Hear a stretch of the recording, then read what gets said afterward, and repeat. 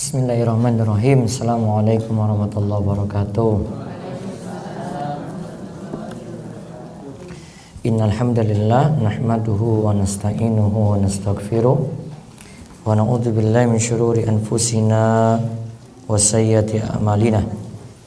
May yahdihillahu fala mudilla lahu wa may yudlil fala hadiyalah. Wa asyhadu an la ilaha illallah wahdahu la syarikalah wa asyhadu anna Muhammadan abduhu wa rasuluh. Allahumma sholli ala nabiyyina Muhammad wa ala alihi wa man tabi'ahum bi ihsanin ila yaumiddin. Allahumma inna nas'aluka ilman nafi'a wa rizqan thayyiba wa amalan mutaqabbalan. Puji syukur kita panjatkan pada Allah. Salawat dan salam semoga tercurah pada Nabi besar kita Muhammad sallallahu alaihi wasallam. Baik, Bapak dan Ibu-ibu sekalian, sore hari ini kita melanjutkan kembali pembahasan kita dari kitab Tauhid karya Syekh Muhammad bin Abdul Wahhab At-Tamimi rahimahullah. Terakhir pada bab 9. Sudah selesai belum? Kandungan bab sampun? Kandungan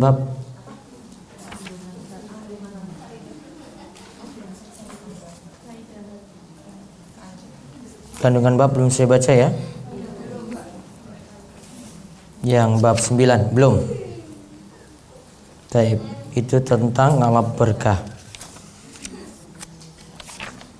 Kita lihat kandungan bab halaman 50. Kan kemarin kita bahas itu tentang ngalap berkah dengan Lata, Uzza dan Manat. Terus kandungan babnya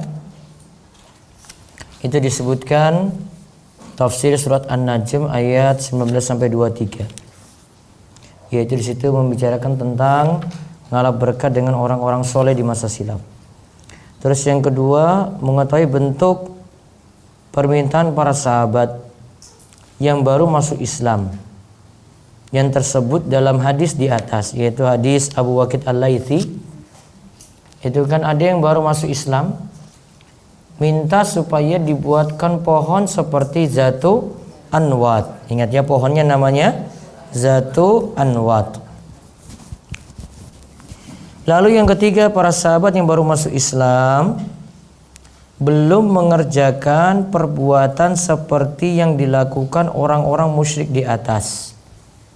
Jadi mereka minta namun tidak jadi melakukannya karena Nabi Shallallahu Alaihi Wasallam tidak memenuhi permintaan mereka untuk punya pohon Zatu Anwat.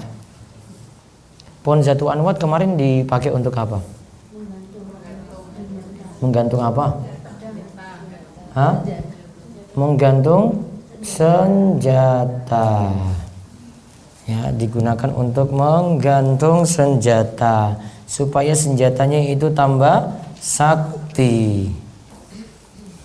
Terus yang keempat, maksud para sahabat yang baru masuk Islam dalam hadis di atas dengan perbuatan itu adalah untuk mendekatkan diri kepada Allah.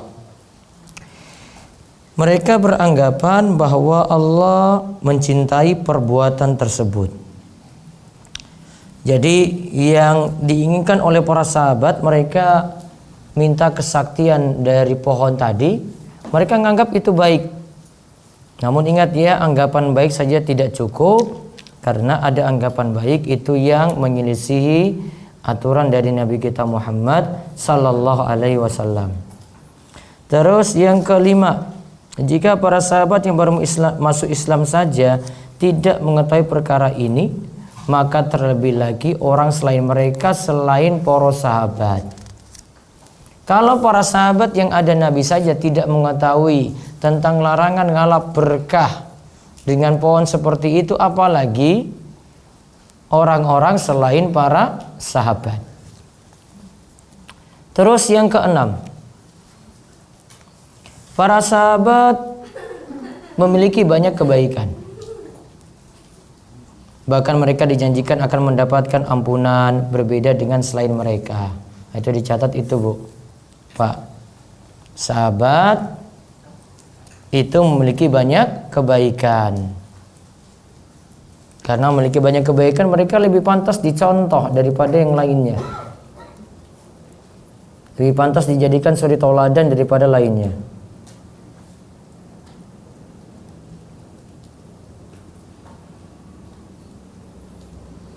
Terus mereka juga dijanjikan akan mendapatkan ampunan. Berarti kalau dari sisi kualitas mereka lebih terjamin daripada kita-kita. Ya, para sahabat itu lebih terjamin daripada kita-kita saat ini. Terus yang ketujuh, Nabi Shallallahu Alaihi Wasallam tidak menerima alasan mereka, bahkan membantah dengan bersabda, Allahu Akbar, itu adalah tradisi orang-orang sebelum kalian. Kalian pasti akan mengikuti tradisi orang-orang sebelum kalian. Beliau bersikap keras terhadap permintaan mereka menggunakan ketiga kalimat di atas. Pertama, Nabi bertakbir. Takbir ini untuk menunjukkan keheranan. Yang kedua, beliau katakan itu tradisi. Bukan tradisi Muhammad, namun tradisi orang sebelum kalian. Yang ketiga, Nabi katakan tradisi itu pasti orang Islam ngikut. Pelan-pelan akan ngikut. Buktinya saja diminta hal ini oleh para sahabat. Para sahabat menginginkan supaya dapat pohon zatu anwa tadi. Terus yang kedelapan, permasalahan penting dan inilah yang dimaksud, yaitu penjelasan Rasulullah bahwa permintaan para sahabat yang baru masuk Islam di atas ternyata sama dengan permintaan Bani Israel. Bani Israel berarti keturunan siapa? Bu? Nabi Yakub. Israel itu Yakub. Ya, sudah saya sering sebut. Ya, Yakub punya 12 anak. Jadi 12 itu nanti jadi suku besar Bani Israel.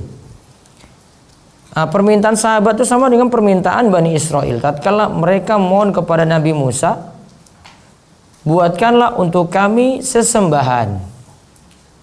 Ij'al lana ilaha kama lahum aliha.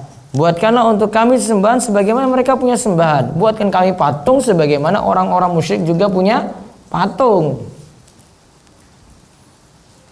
Jadi mereka ingin niru seperti itu juga. Terus yang kesembilan, pengingkaran terhadap permintaan itu merupakan perwujudan makna kalimat la ilaha illallah. Perkara ini masih belum dimengerti dan dipahami oleh para sahabat yang baru masuk Islam.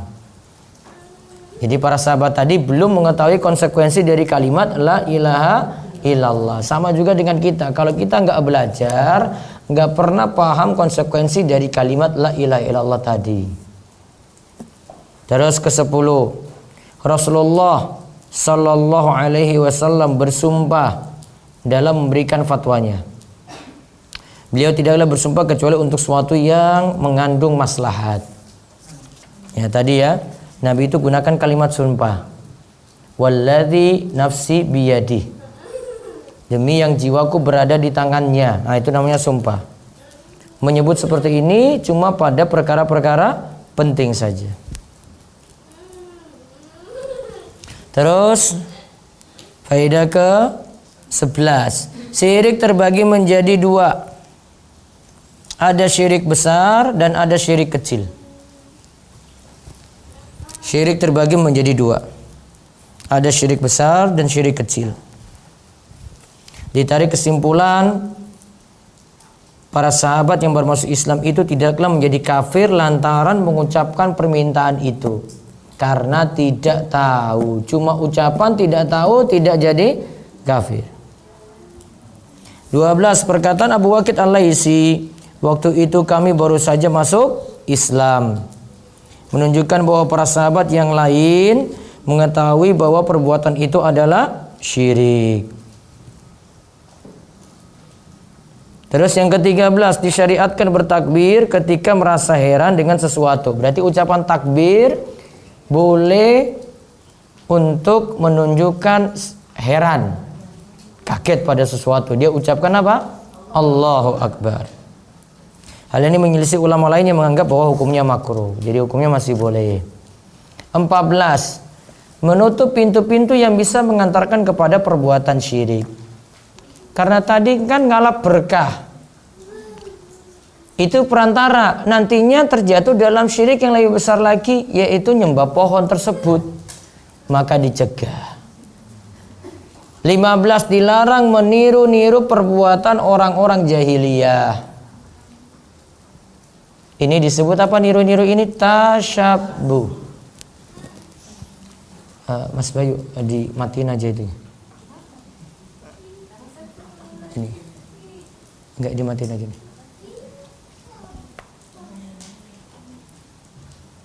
Apa alatnya enggak connect? Tadi disebut apa, Bu? Tasyabbuh. Saya pakai papan aja ya.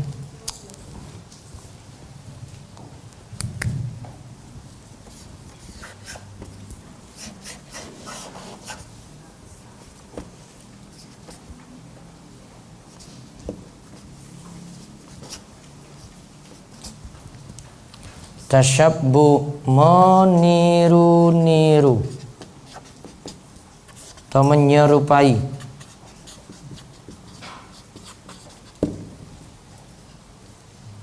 Yang pertama, dikatakan meniru yang tercela adalah itu jadi ciri khas.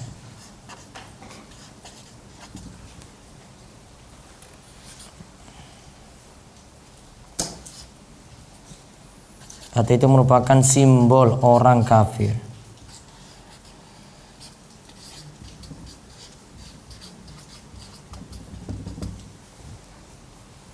Ciri khas dan simbol. Berarti kalau tidak menjadi ciri khas lagi tidak masalah.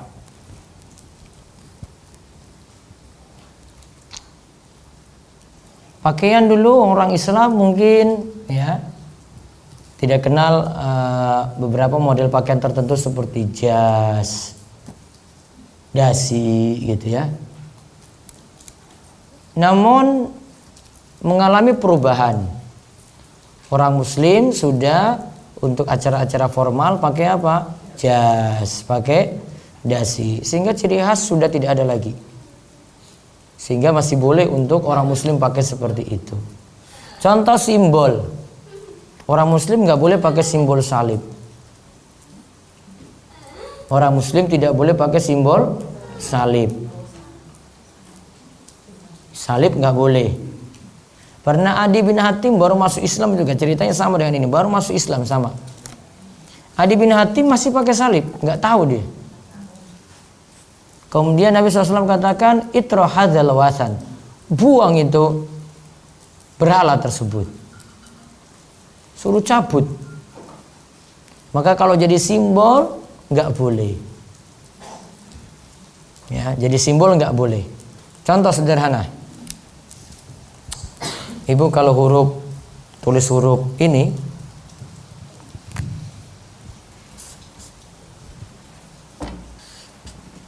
biasanya jadi gini toh. Dihindari. Huruf T saja, coba lihat. Contoh simple namun diterapkan. Iya toh? Itu masih sering pakai T kayak gitu tuh. Ibu-ibu biasanya tulisannya bagus-bagus itu. Wah, ini kan menarik Ustadz. Enggak, itu simbol salib, nggak boleh. Kalau plus saja masih boleh, plus. Salib tahu kan, palang tahu kan? Kan salah satu sisi lebih panjang itu yang bawahnya. Diubah cara tulis, contoh. Ya. Kalau ada tulisan kayak gitu tinggal ditambah set. Nah. Biasakan nulisnya. Kalau saya sering ada desain-desain kayak gitu saya kritik. Apa-apaan pakai kayak gitu, T-nya kok nggak bisa diganti. Kan biasa kalau di Instagram rumah saya itu ada kayak gitu, saya kritik itu. Nggak boleh pakai T kayak gitu, hapus. Harus tambah di bawahnya itu. Karena ada beberapa font atau huruf seperti itu. Contoh lagi, simbol ya, masih simbol tadi ya. Ya, pakai pakaian mereka yang simbol perayaan. Contoh apa?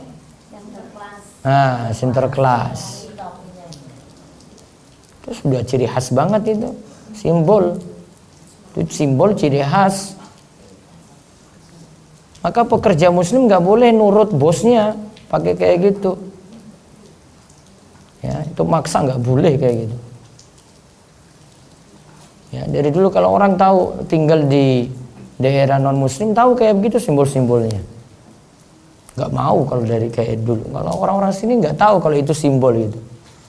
Sudah pakai jilbab, pakai topi Sinterklas lagi di atas. Apa-apaan? Jilbab loh.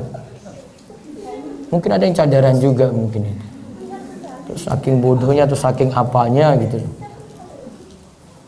Saya dari dulu itu sudah tahu itu simbol dari dulu. Saya kecilnya tahu di daerah itu. Jadi tahu itu simbol. Simbolnya nggak main-main. Kan ada dua kan kalau di pas hari Natal mereka itu, yang satu yang pakai merah putih, yang satu yang ireng itu loh, hitam itu loh. Satu yang penjahatnya, yang sisi jahatnya, yang satu yang baik-baiknya itu kan. Satu namanya siapa? Si hitam itu namanya siapa? Siapa lagi, saya lupa lagi. Jadi kalau pas bagi hadiah Natal itu dua ini datang. Yang satu nanti dikasih hadiah dari yang si baik ini yang merah putih tadi, yang satu itu dari si hitam tadi. Tahu dari dulu saya. Orang di sini tuh nggak tahu kayak gitu itu. Karena mungkin lihat, wah ini bagus ini. Datang di bandara lihat ada foto Sinterklas, foto bareng lagi. Apa-apaan? Saya dulu sudah tahu kayak gitu. Ini kok orang-orang sini kok aneh-aneh.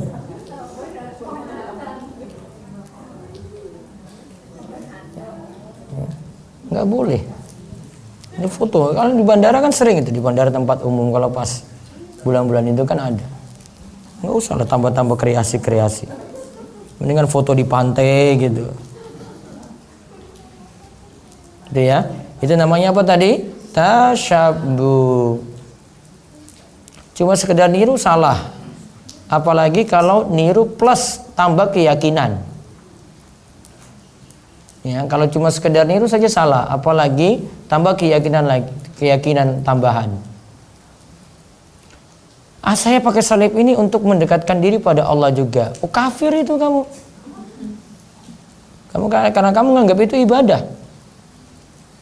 Ya, sudah menyetujui terus yakin itu tak korup lagi. Yakin itu mendekatkan diri pada Allah, kafir. Nggak boleh. Ya, itu istilahnya tasyabbuh. Sama juga merayakan gitu. Perayaan mereka Februari nanti Valentine. Nggak usah lah ibu-ibu, emak-emak nggak usah nunggu hadiah dari suaminya. Kapan ya suami saya kasih coklat ya? Beli coklat sendiri aja. Mau coklat ayam jago kek, Silver Queen kek, macam-macam aja. Nunggu coklat juga. Mas, ini Valentine nih, kita jalan-jalan dong, hari bahagia nih. Apa-apaan, gak usah niru-niru. Tasyabbuh nanti. Ya kan beli coklat aja ada di toko tuh, tiap hari beli aja, gak usah nunggu-nunggu 14 Februari dulu. Momen-momen apa gitu. Ya, itu tasyabbuh istilahnya. Terus yang pelajaran ke-16. Diperbolehkan marah ketika menyampaikan pelajaran. Tadi Rasul Allahu Akbar itu nadanya beda dengan nada biasa. Kok bisa kalian kayak gitu, itu maksudnya. Kok bisa minta kayak begitu? Kok minta zatu anwat lagi? Seperti orang-orang musyrik punya. Ya. Dia ada suatu keadaan Nabi SAW lebih emosi dibandingkan di keadaan yang lain. Mungkin kalau untuk orang yang belum tahu, beliau biasa saja. Arab Badui masuk masjid, kencing di masjid, Arab Baduinya nggak tahu apa-apa. Arab gunung. Sahabat-sahabat mau marah besar, Rasul nyantai aja. Sudah biarin aja dia rampungkan kencingnya. Penyingkapannya biasa. Namun untuk sahabat-sahabat ini Nabi keras banget. Terus yang ke-17, kaidah umum. Dari catatan kaki maksudnya adalah umat ini akan mengikuti tradisi orang-orang sebelum mereka. Pernyataan ini tidak berarti diperbolehkannya melakukan hal itu, akan tapi ini adalah dalam rangka memberi peringatan agar menghindarinya. Yaitu kaidah umum ini dipetik dari sabda beliau, itu adalah tradisi orang-orang sebelum kalian. Kalau itu tradisi dan jadi ciri khas, kita nggak boleh niru. Nih, itu jadi ciri khas kayak tadi ya, saya sebut tasyabun ji. Nggak boleh niru. Nggak boleh pingin, ini dapat A, saya pingin lagi, misal itu nggak boleh. Terus 18. Pernyataan di atas termasuk tanda kenabian Muhammad Sallallahu Alaihi Wasallam, karena benar-benar terjadi sesuai yang beliau kabarkan. Karena sabda Nabi terbukti saat ini orang Islam banyak tasyabbuh, ya kan?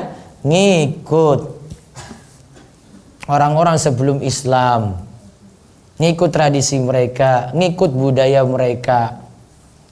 Mau dari sisi penampilan, mau dari sisi perayaan, ngikut. Bahkan nanti anak atau bapak dari ibu atau bapak nanti ikut juga pengen kayak gitu. Orang tua jadi bingung, wah ini gimana ya ini. Jadi sudah terbukti ya, saat ini umat Islam itu ngikut, sampai pun non muslim itu masuk dalam lubang dhab. Bukan biawak. Enggak ada di masa Nabi biawak. Dhab binatang padang pasir. Dhab itu kalau masuk di padang pasir dia buat lubang zigzag.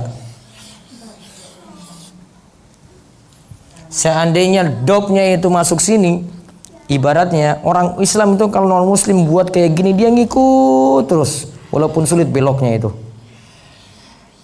Ya, ikut terus sampai bisa niru. Mau biaya mahal sekalipun. Ya, pokoknya bisa niru itu. Sampai pun itu masuk dalam lubang dhab. Ngikut terus. Sampai biaya-biaya mahal sekalipun.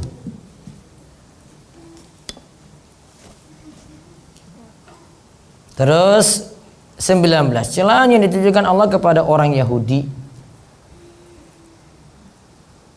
Ya, orang Yahudi dalam Al-Qur'an juga ditujukan kepada kita. Tadi kan disebutkan orang Yahudi itu minta punya patung kan? Minta punya sesembahan. Ij'al lana ilahan kama lahum alihah. Orang muslim kalau ngikut seperti itu lagi, yo sama berarti. Hukumannya juga sama. Kalau itu dicela, maka orang Islam juga dicela. Sama, sifat orang Yahudi maghdub. Ya, dapat murka Allah, maghdub, ghairil maghdubi alaihim. Maka kita minta pada Allah supaya tidak masuk dalam golongan maghdub tadi. Apa sifat maghdub? Orang Yahudi punya sifat pinter, cerdas, punya ilmu, namun gak mau amalkan.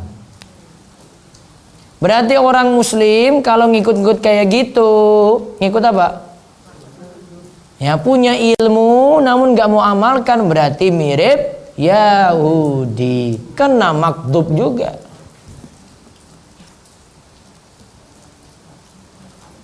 Terus yang 20, sudah menjadi ketentuan para sahabat bahwa ibadah itu harus dilandaskan pada perintah Allah dan Rasulnya. Ini mengingatkan pada hal yang akan ditanyakan kepada manusia di liang kubur. Tentang pertanyaan siapakah Robmu, sudah jelas bahwa tidak ada Rob yang hakiki kecuali Allah Ta'ala. Sedangkan pertanyaan siapakah nabimu didasarkan kepada pemberitahuan Rasulullah SAW tentang perkara gaib. Sedangkan pertanyaan apakah agamamu dipetik dari perkataan Bani Israel, buatkanlah untuk kami sesembahan. Berarti hadis ini kaitannya juga dengan pertanyaan kubur. siapa Rabbmu, siapa nabimu, apa agamamu. Seperti dijelaskan di sini. Terus 21, tradisi orang-orang ahli kitab itu tercela. Seperti halnya tradisi orang-orang musyrik. Tadi kan tradisinya Yahudi. Kalau tradisi Yahudi tercela, orang-orang musyrik juga sama seperti itu. Yang terakhir, orang yang baru saja pindah dari adat yang batil, tidak bisa dipastikan secara mutlak bahwa dirinya terbebas dari sifat atau dari sisa-sisa tradisi jahiliyah tadi. Hal ini dipetik dari perkataan para sahabat yang baru masuk Islam yang mengucapkan, kami baru saja masuk Islam. Jadi yang baru hijrah, baru masuk Islam, masih ada sifat-sifat jahiliyah. Makanya belajar dulu. Ya. Belum sempurna ilmunya. Sama sahabat tadi, baru masuk Islam, masih minta punya pohon Zatu Anwat. Kayak tadi juga saya jelaskan Adi bin Hatim. Adi bin Hatim baru masuk Islam, masih pakai apa tadi? Salib. Coba lihat, baru masuk Islam dia. Sifat jahiliyah masih ada. Mungkin yang hukum yang ini belum tahu. Maka biar sempurna hijrahnya, belajar, nambah ilmu. Nambah ilmunya jangan separuh-separuh. Belajar secara sempurna. Baik, sekarang bab 10. Az-zabhu li ghairillah, maja'a fi zabhi li ghairillah, tentang menyembelih kepada selain Allah.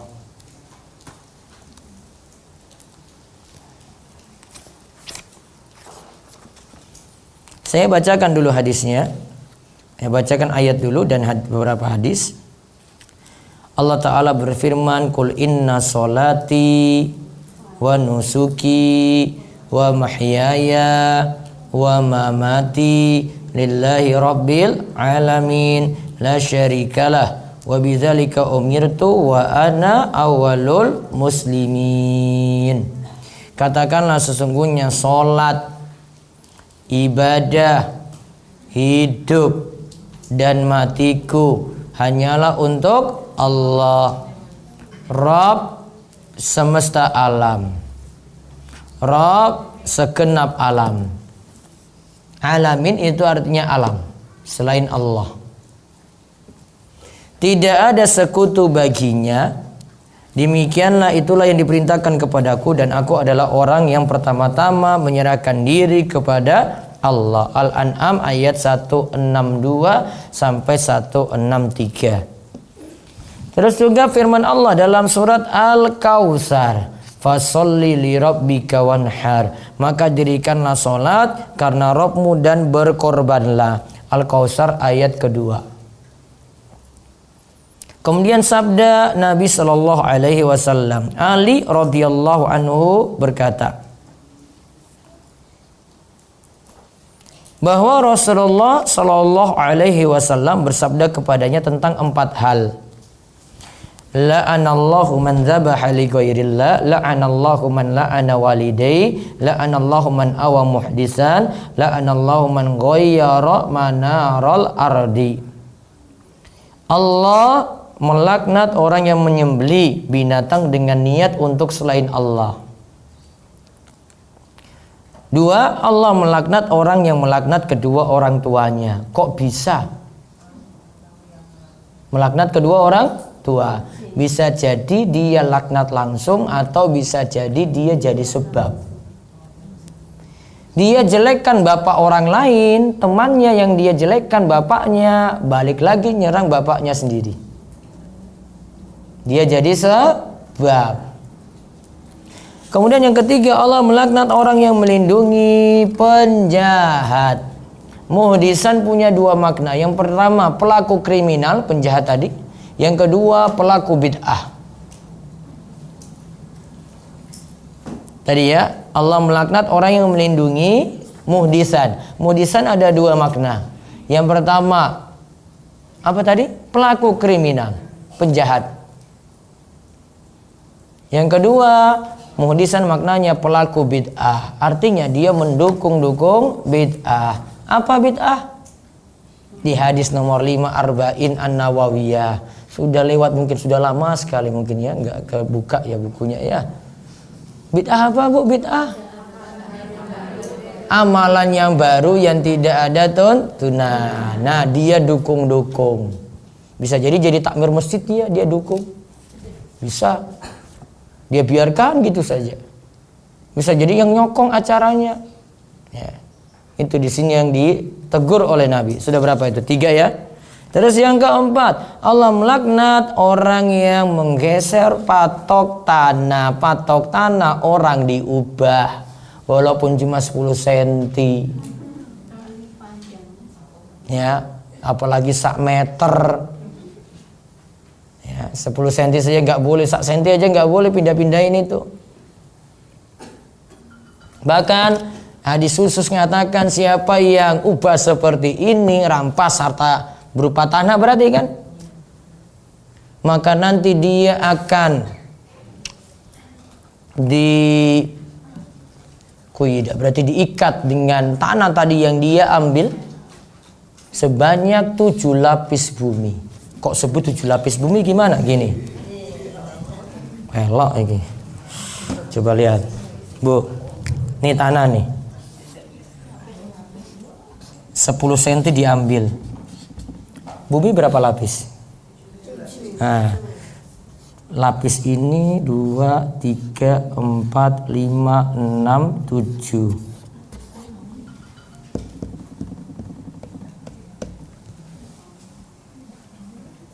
Jadi bukan yang diambil atas saja Bu. Kalau diambil atas sama saja ngambil semuanya. Nih tanah ini ya, ibu punya tanah ini, ibu berarti punya tanah ini semuanya ini. Berarti kalau ambil 10 cm diikat dengan tanah sepanjang ini nih. Apalagi sekian hektar.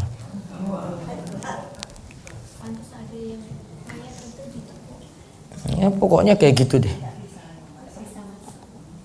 Ya, gitu ya. Berarti orang yang memiliki tanah di sini di permukaan, kalau ada air, mata air di bawah sini milik siapa mata airnya? Milik siapa? Milik yang punya tanah di atas. Gitu. Kalau ada sengketa, ada mata air di sini. Oh, itu atas tuh punya siapa tanahnya? Itu tanah saya. Walaupun orang ada yang ngebornya gini dari sini.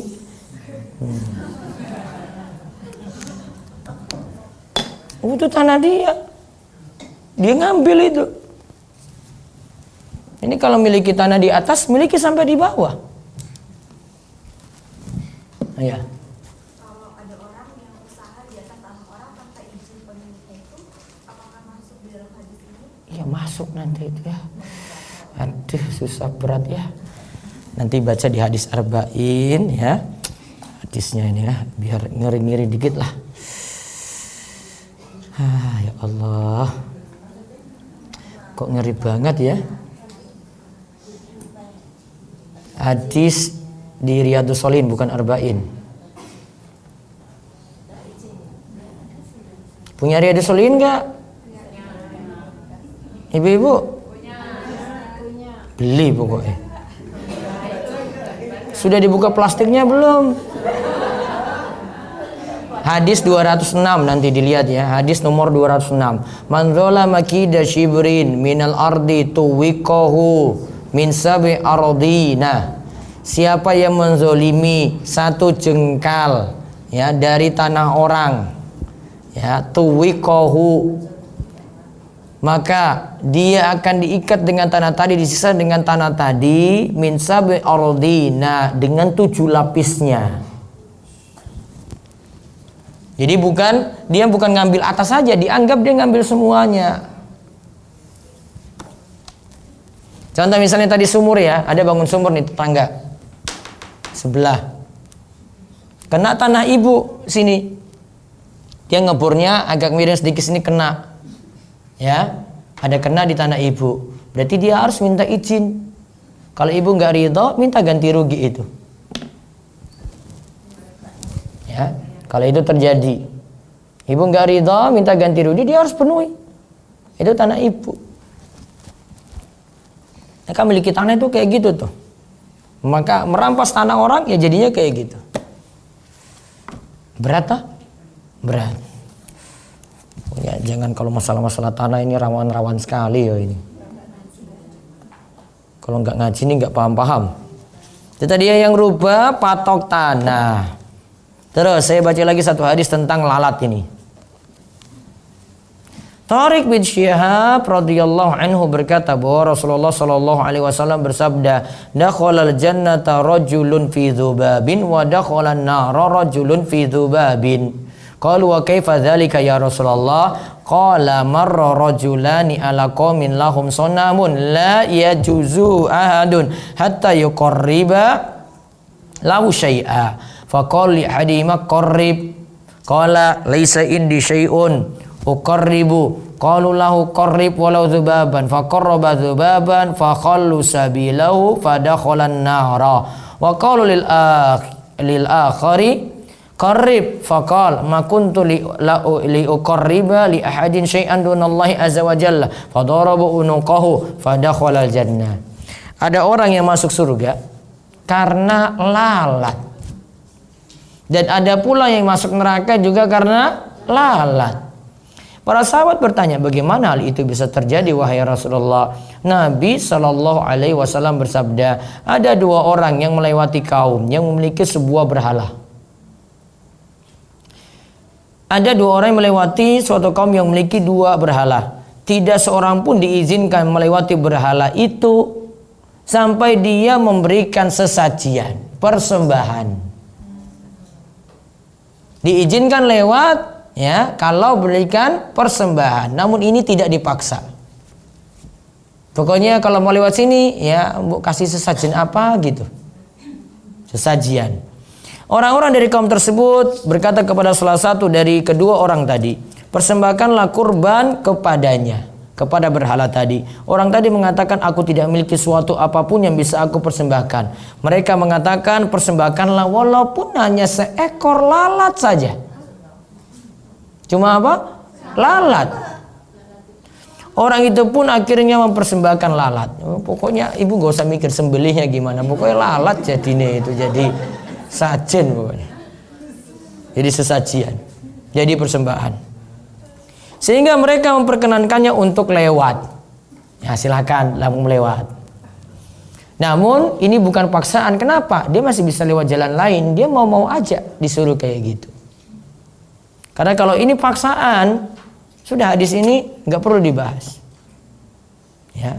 Dan ada uzur dia. Ya, ada uzur ketika itu. Namun ini tidak ada paksaan karena masih bisa lewat jalan lain.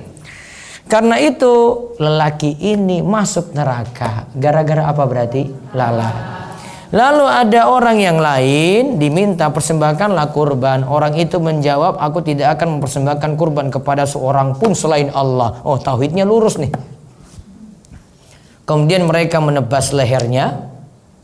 Maka lelaki itu mati, maka dia masuk surga karena lalat. Nggak mau kasih persembahan berupa lalat tadi. Sanadnya sahih diriwayatkan oleh Ahmad dalam kitab Az-Zuhud, Abu Nuaim dalam kitab Al-Hilyah, walaupun sebagian ulama mengkritisi hadis ini hadis yang dhaif. Nah, sekarang kita bahas tentang menyembelih kepada selain Allah. Bu, Pak, menyembelih itu ada dua unsur di dalamnya. Yang pertama unsur menyebut nama, yang kedua unsur tujuan.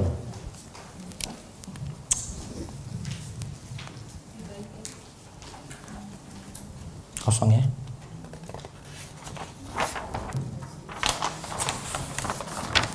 Pertama apa tadi? Menyembelih ya. Menyembelih itu bahasa Arabnya az-zabuhu. Az-zabuhu, menyembelih.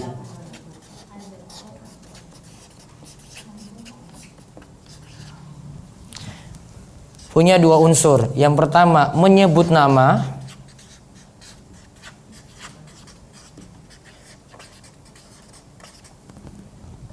Kalau kita orang muslim menyebut nama Allah ya. Terus yang kedua ditujukan untuk siapa.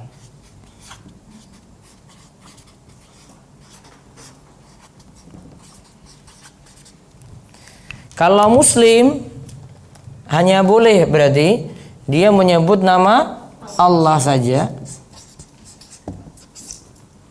Yang kemudian ini ditujukan dalam rangka ta'zim, pengagungan juga untuk Allah saja.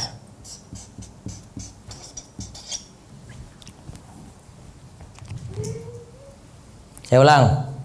Menyembelih tadi ada berapa unsur? 2 ya. Ini unsur ya. Ada 2 unsur. Yang pertama, ibu harus menyebut nama.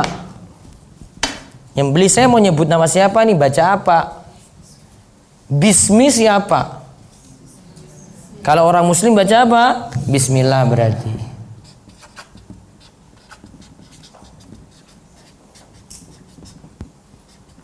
Tanpa Ar-Rahman Ar-Rahim. Cukup bismillah saja. Tanpa diikuti sholawat Nabi. Cukup bismillah saja. Kalau diikuti sholawat Nabi nanti dikira jadi persembahan untuk Nabi Muhammad. Jadi nggak boleh. Kemudian yang kedua, ditujukan menyembelih ini untuk siapa?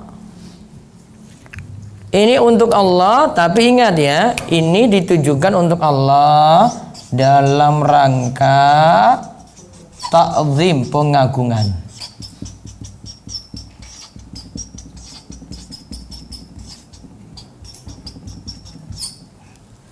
Kita lagi bahas yang hukumnya ibadah dulu. Di sini tidak kita bahas yang hukumnya untuk makan-makan, untuk menyambut tamu, untuk dipotong, diambil dagingnya mau dijual. Itu nggak jadi bahasan ini. Itu sudah boleh, nggak usah dibahas. Itu cuma syaratnya sebut satu saja, baca bismillah. Kalau tadi untuk makan-makan, nyambut tamu, ya, itu cuma baca bismillah saja. Kalau yang ini kaitannya dengan syirik ini. Maka kalau ditanya nanti, oh kalau begitu saya untuk makan-makan nggak boleh? Boleh. Ini kita lagi bahas yang dalam rangka pengagungan. Ini hanya boleh untuk siapa? Allah saja. Yang keliru lihat. Sekarang yang kelirunya ya.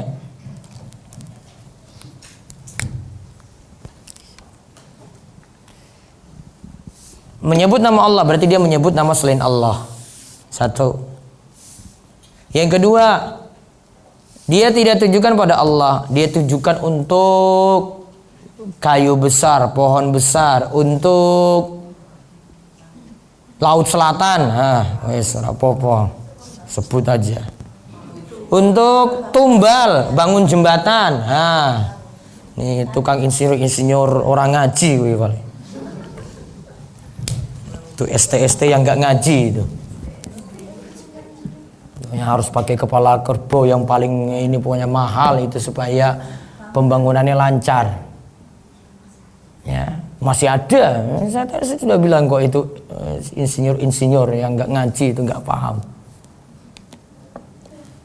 Nah, kelirunya berarti langgar ini. Nah, sekarang melanggarnya di sini nanti jadi 4 bentuk. Melanggarnya jadi 4 bentuk. 2 ini barengan terus, Bu. Yang pertama, nah pelanggarannya jadi 3, yang benar 1. Berarti 4 ya, 4 rincian ya. Saya bahas pelanggarannya dulu.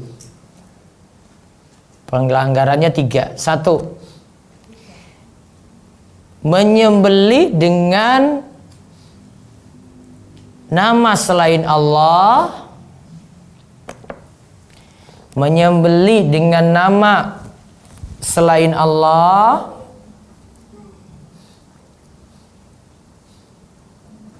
Lalu ditujukan untuk selain Allah pula. Lalu ditujukan kepada selain Allah pula.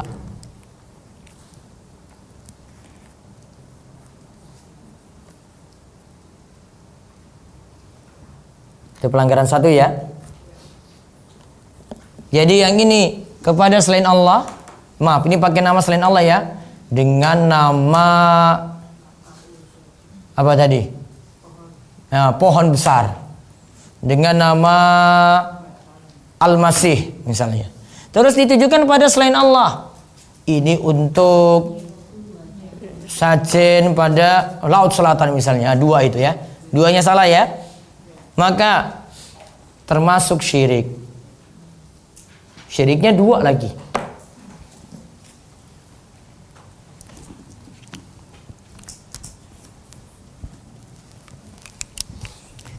Tadi apa?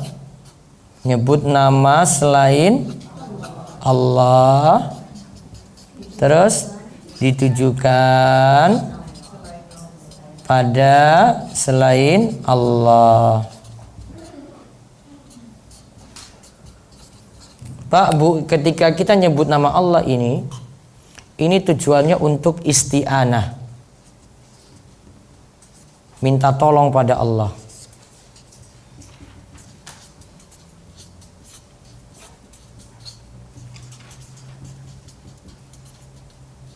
Ingat ya, istilahnya itu isti'anah.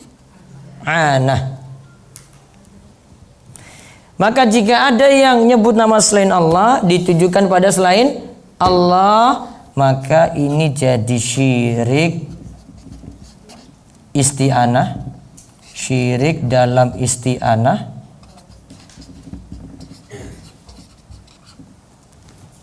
Terus ditujukan pada selain Allah, ini namanya syirik ibadah.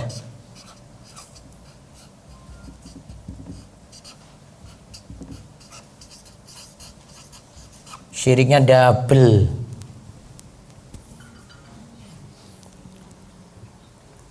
Ya, kelirunya dua ya. Syiriknya dalam isti'anah dan yang kedua syirik ibadah. Syirik ibadah ini lebih parah daripada yang isti'anah. Kali ini cuma sebut nama selain Allah saja, dia masih lebih rendah, namun syirik juga. Sekarang yang kedua.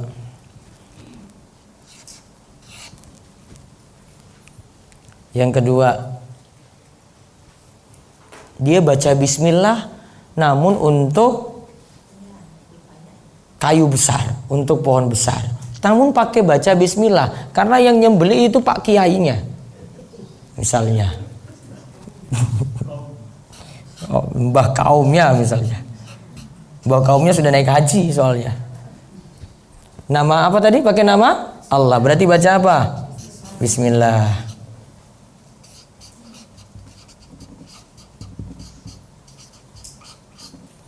Namun ditujukan pada selain Allah.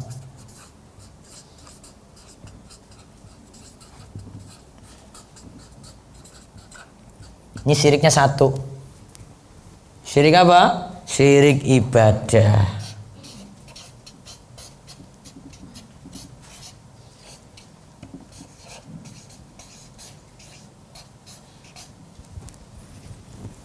Ada kayak gini? Ada.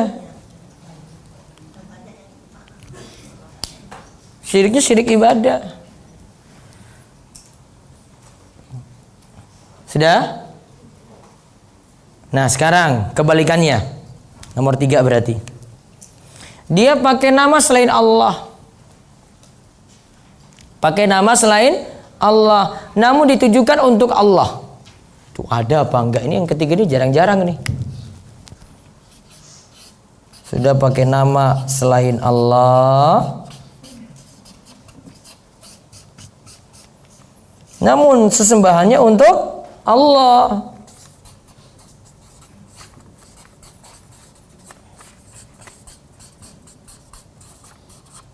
Berarti syirik apa? Ini enggak masuk kan? Yang ini ya, syirik isti'anah.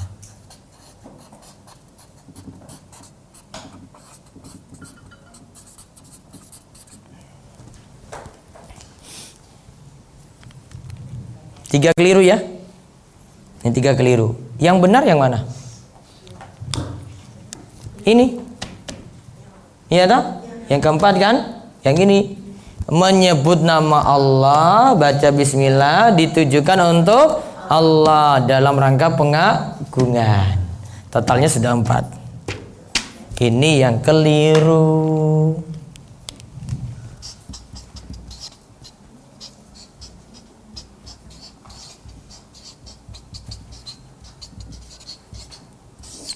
Mana yang tadi yang lebih parah, syirik ibadah apa syirik isti'anah? Ibadah. Kalau isti'anah cuma nyebut nama selain Allah saja. Ibadah, ini saya kasih sesaji untuk siapa ini?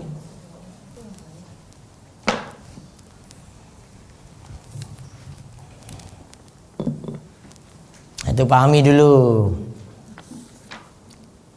Jadi ada empat bentuk, satu yang benar, tiga yang salah tadi. Tiga-tiganya tadi syirik, yang satu yang benar itu yang tauhid.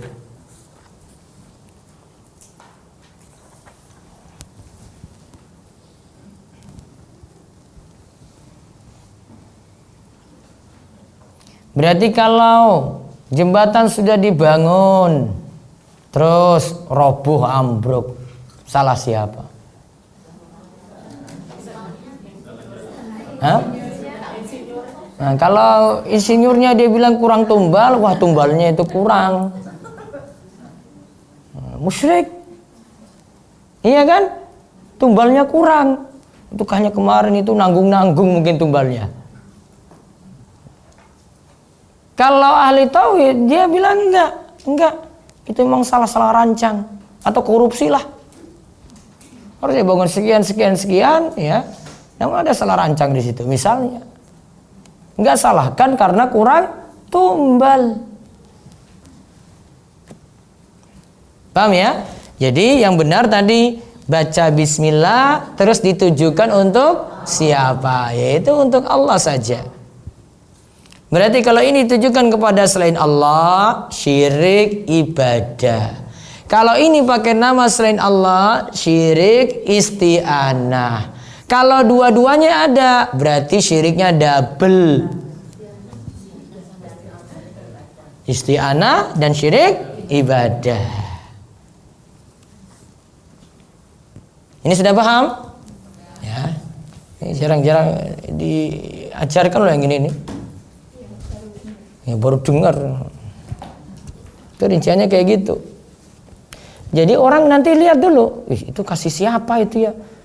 Misalnya ibu kan lihat, yang baca itu Pak Kiai, pakai pecis, sorbanan, pakai bismillah lagi. Dia yang mimpin lagi. Tokoh besar itu.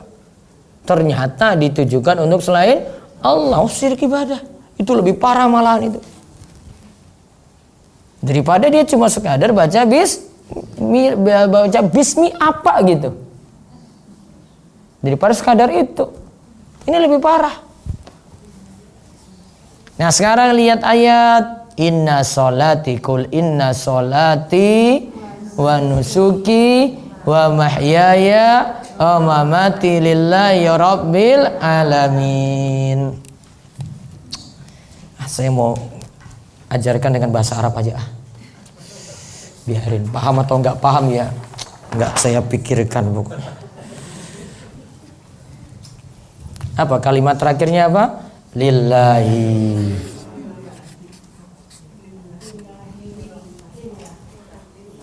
Lillahi itu dari kata huruf lam plus Allah. Alifnya luluh. Itu aturan. Melebur. Masuk ke sini. Alifnya dihapus. Namanya hamzah wasol.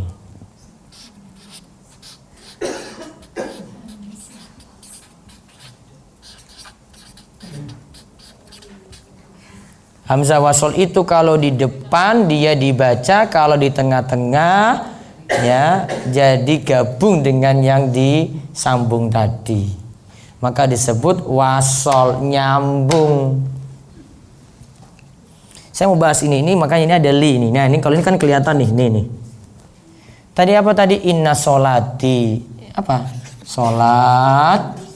Wa nusuki. Nusuk apa? Sembelihan.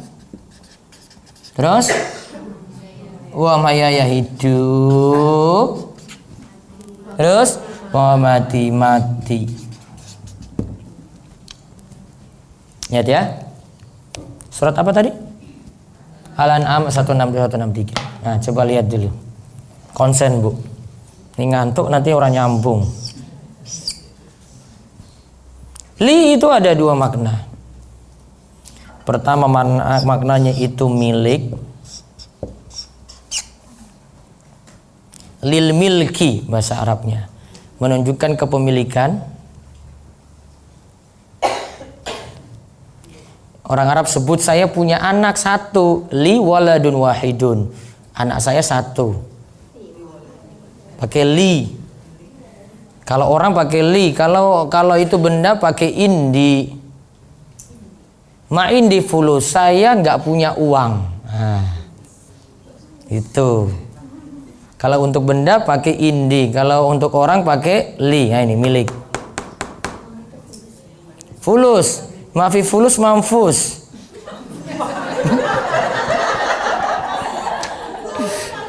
Tuh, bahasa gaulnya. Pak Zaid ini tertawa, itu orang agama dia paham. Maafi fulus mamfus ya. Ini kan fasih banget toh. Milik ya. Yang kedua maknanya istihqaq.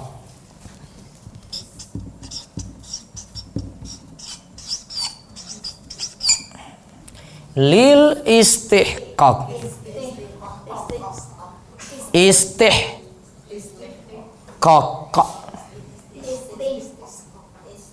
Istihqaq.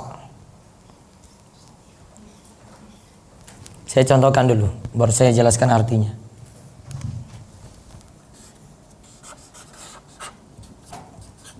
Alhamdulillahi Rabbil Alamin.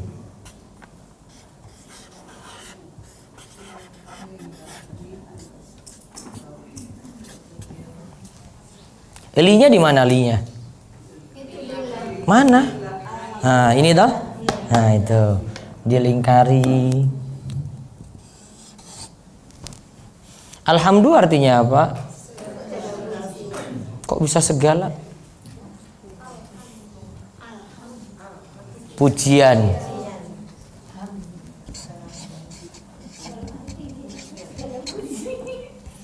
Jadi segala karena dalam bahasa Arab alif lam ini di antara maknanya adalah istiqroqiyah. Istiqroqiyah diterjemahkan segala.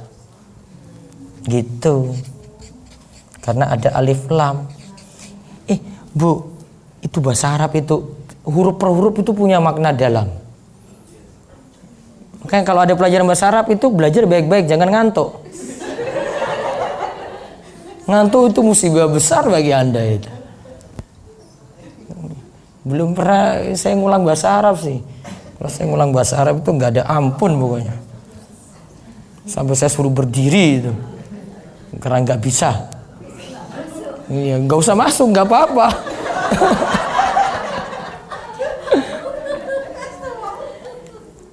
Segala pujian ya hanya pantas Allah, yang hanya berhak dimiliki Allah. Berarti kita terjemahkan di sini istiqoq.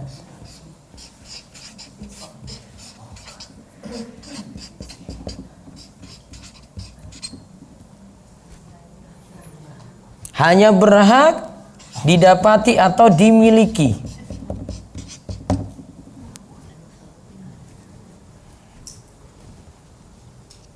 Hanya berhak didapati atau dimiliki oleh siapa? Allah. Berarti pujian apapun yang sempurna-sempurna, nah, itu Allah saja yang berhak untuk menyandangnya. Mau pujian setinggi apapun hanya untuk Allah saja. Maka nggak boleh muji manusia berlebihan, nggak boleh. Pujian yang tinggi hanya untuk siapa? Allah saja. Makanya ketika ibu dapat nikmat, yang berhak dipuji siapa? Allah dulu. Alhamdulillah. Nggak boleh ibu puji-puji yang beri berlebihan itu. Karena kamu memang luar biasa sekali. Mau nggak ada duanya kamu itu. Kalau nggak karena kamu itu saya nggak kayak begini itu. Bukan kamunya. Siapanya? Allah dulu. Allah yang berhak dapat pujian-pujian yang tinggi tadi. Maka kalau dapat kebaikan, faman wajada khairan falyahmadillah. Kalau dapat kebaikan, pujilah Allah tinggi-tinggi.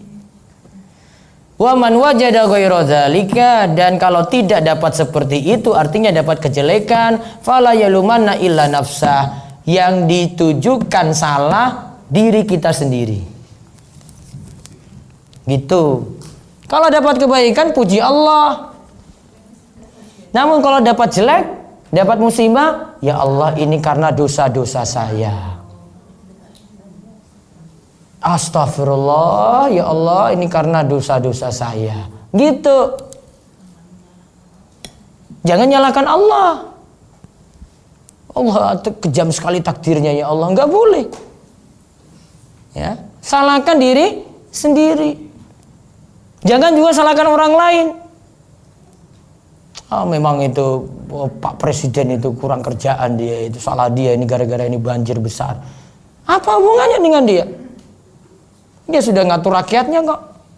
Allah yang datangkan musibah, ya kan? Dan itu Allah datangkan karena ada sebab manusia kan? Dosa-dosa banyak. Gitu. Selesai itu masalah, Bu. Nah, kalau milik tadi ya, milik, dicontoh li waladun, ya toh, li waladun, saya punya, itu kalau terjemahkan. Jangan terjemahkan letterlek, milikku satu anak. Mbok langsung terjemahkan apa? Saya punya satu anak laki-laki.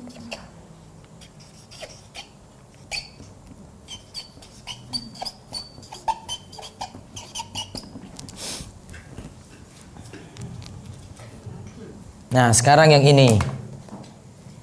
Ini li-nya artinya apa? Ini li untuk ini apa? Ini li untuk ini apa? Ini li untuk ini apa? Nah, gitu. Beda itu. Itu enggak satu walaupun satu kalimat.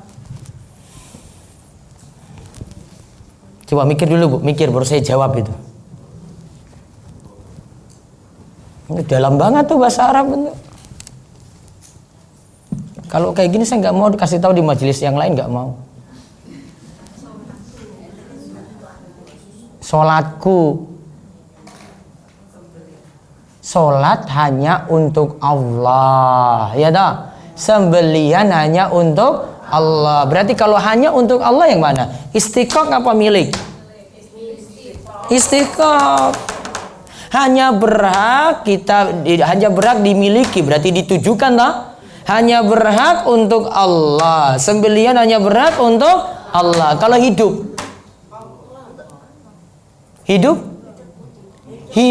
itu milik Allah. Mati juga milik Allah. Beda berarti.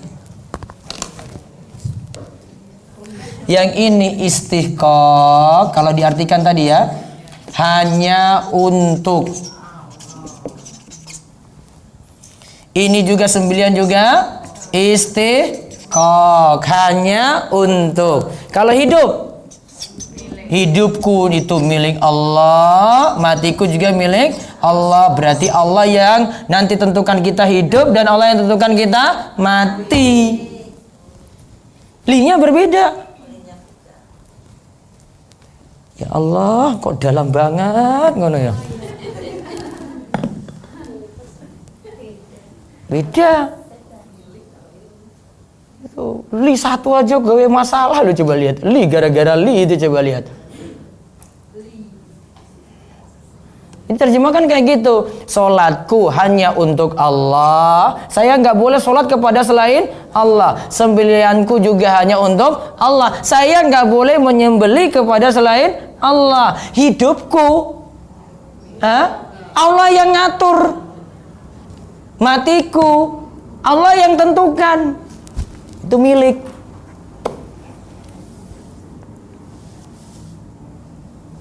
Sudah? Paham sampai sini? Kaitannya dengan sembelihan yang mana? Ini kan nusuk. Berarti sembelihan itu hanya ditujukan pada Allah saja.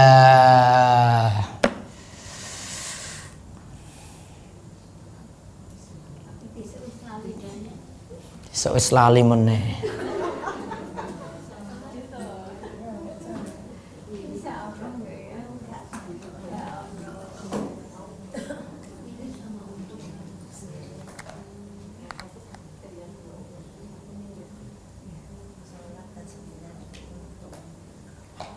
Cukup? Cukup sampai di situ dulu.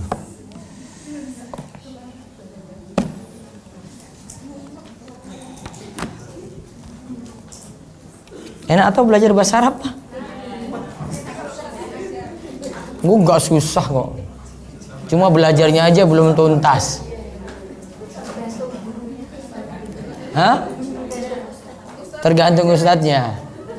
Kalau saya dengan ibu-ibu harus belajarnya full time, nggak boleh ini. Jadi tinggalkan yang rumah berarti. Harus konsisten gitu belajarnya.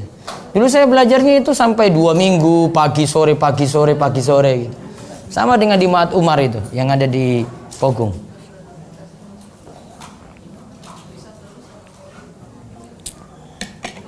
Iya, Bu.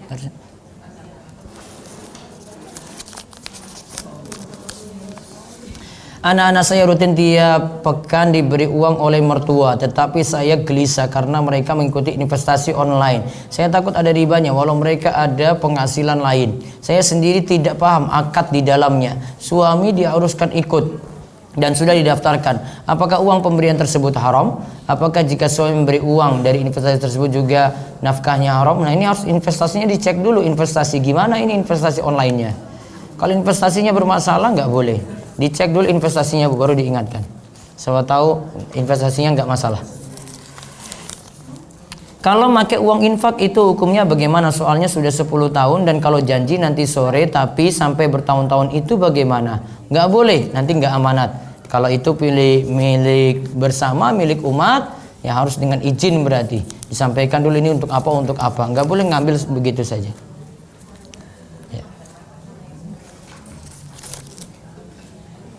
Dari BMKG memprediksi bahwa di Jakarta akan terjadi hujan lebat, kemudian direkayasa supaya hujan itu tidak turun di Jakarta. Lalu dengan pesawat ditaburkan garam di atas awan, di atas laut, sehingga hujannya tidak sampai ke Jakarta, tapi turunnya di laut. Bagaimana tanggapan Ustadz? Tetap perbuatan manusia tidak bisa merubah takdir Allah. Taruhlah itu terjadi, direncanakan seperti direkayasa seperti itu, kalau Allah takdirkan turun di Jakarta ya tetap turun di Jakarta. Takdir tidak ada yang bisa melawan. Jadi cuma bisa melakukan sebab saja, tapi hasil akhirnya Allah yang tentukan. Ustadz, apakah membaca doa masuk dan keluar masjid juga berlaku ketika masuk musola? Iya. Kalau untuk sholat iya. Namun kalau cuma ruangan saja difungsikan jadi tempat sholat tidak. Seperti musola ibu-ibu di rumah, seperti ada musola di kantor. Nah, ini tidak berlaku seperti itu, dan juga tidak berlaku sholat tahiyatul masjid. Ada teman saya yang buat status WA menyatakan jadikan sholat itu sebagai kebutuhan, bukan kewajiban, sehingga kita lebih mudah menjalankannya. Apakah itu dibenarkan? Sholat itu kewajiban. Dipaksa enggak? Dipaksa. Kalau kebutuhan semau kita, saya butuh sholat, saya sholat. Enggak butuh sholat, enggak sholat. Yang tepat kewajiban. Maka boleh nggak dipaksa? Iya dipaksa. Ada orang tua lihat anaknya nggak sholat, dia bisa paksa anaknya sholat itu, walaupun sholatnya sambil nangis-nangis. Jadi kewajiban namanya, Bu. Kalau kebutuhan terserah anak. Akhirnya kalau jadi terserah anak nggak sholat karena belum butuh. Tunggu susah dulu baru butuh. Ya. Jadi yang tepat sholat itu kewajiban. Wallahu a'lam. Ya. Ada di suatu tempat itu yang waktu nyembelih kurban itu yang bacain bismillah dan kayaknya ditambah doa-doa apa itu ustadznya gitu, terus yang nyembelih itu orang lain gitu. Oh, kurban ini ya? Kurban. Baik. Baca bismillah. Yang penting yang menyembelih nanti dia ucapkan bismillah juga. Kalau kita nggak tahu dia baca atau enggak. Husnuzon dia baca. Husnuzon dia baca. Karena dia muslim, dia tahu aturan. Ya. Baik, itu saja yang kita bahas untuk kesempatan sore hari ini. Mudah-mudahan manfaat. Insya Allah ketemu lagi Senin keberapa? Kedua, seperti biasa. Senin kedua dan keempat insya Allah. Berikutnya hadis Arba'in An-Nawawiyah. Demikian kita cukupkan, mudah-mudahan bawa berkah dan bawa manfaat untuk kita semuanya. Kita tutup kalian doa kafaratul majlis. Subhanakallahumma bihamdika asyhadu an la ilaha illa anta astaghfiruka wa atubu ilaik. Assalamualaikum warahmatullahi wabarakatuh.